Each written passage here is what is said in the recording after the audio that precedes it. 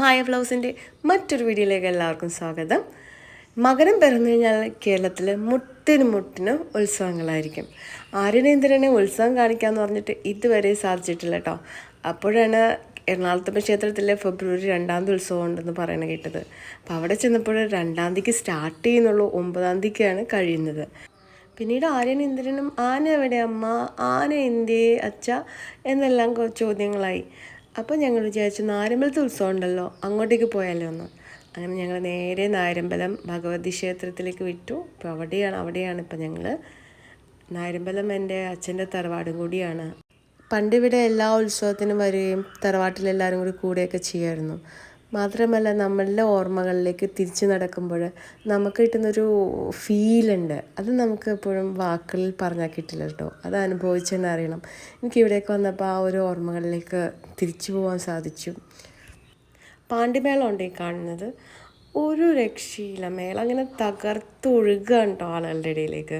നമ്മളുടെ കൈയും കാലും ഇങ്ങനെ ആ മേളത്തോടൊപ്പം ഇങ്ങനെ ആടിക്കൊണ്ടിരിക്കുകയാണ്. മേളം നയിക്കുന്നത് പെരുവനം കുട്ടന്മാരാണ് കേട്ടോ. അപ്പോൾ പിന്നെ പറയേണ്ടതില്ലല്ലേ, ഗംഭീരായിരുന്നു. അദ്ദേഹത്തെ പറ്റി പറയുകയാണെങ്കിൽ ചെണ്ടയിൽ അഗ്രഗണ്യൻ, 2011 പത്മശ്രീ, അങ്ങനെ ഒത്തിരി അവാർഡുകൾ കിട്ടിയിട്ടുണ്ട്. ഒട്ടനവധി പെർഫോമൻസ് കേരളത്തിൽ ചെയ്തിട്ടുണ്ട്.